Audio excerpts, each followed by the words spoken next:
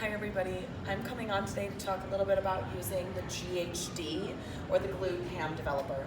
This is one of my favorite machines to use. It's very effective if used appropriately. So before I show you how to use this machine to do a glute ham raise, I'm going to talk a little bit about what muscles are involved in what we should be targeting and how those muscles work.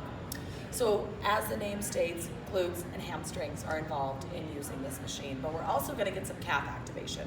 Let's start by looking at the glutes. So the glutes work to extend the hip, which means if the foot is free and free to move, it extends the hip this way. Now what happens if our feet are planted or fixed?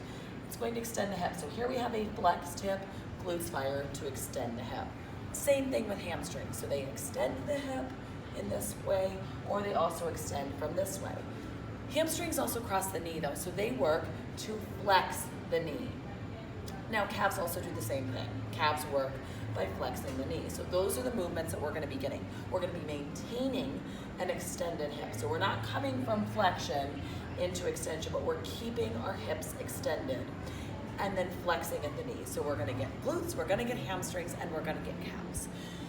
Let's talk a little bit about setup. The biggest thing that I see go wrong is that people are really afraid to kind of crunch this in and make this short, especially if you're used to using this machine for back extensions. We want to make sure that we are able to get into a place where in our end range, we are pretty upright. So we've got an extended hip, flexed knee, almost 90 degrees if we can achieve that. So make sure you've got it set up where this is relatively narrow. When you're coming up into it, you want to make sure that you press your feet into this back plate. Pressing your toes into the plate is going to activate your calves and help you flex your knee. In my end range, I want to feel like my thighs are pressing into the back of this pad. At my starting position, the pad should be mid-thigh. They're not underneath my pelvis here. So here's my starting position. I extend out, I have my feet firmly planted on the plate. I've got a nice neutral hip, fully extended. And we're gonna exhale, press toes into the plate, and fire the hamstrings and glutes to come in to knee flexion. You'll see that my hips are still extended. So you'll get a bit of a rolling of the thighs over that pad as you come up.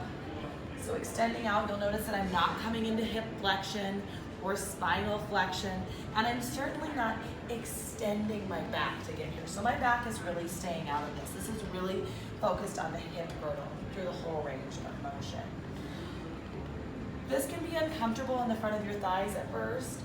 So it takes a few reps to get used to, but you should really feel the posterior chain.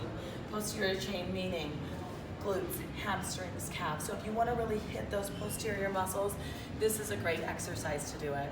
And I hope that that gave you some insight into using this machine so that you can be more confident in using it.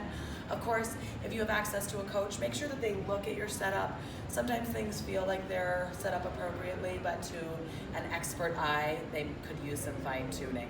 Thanks so much for watching, guys, and I hope that you get on the GHD sometime in the near future.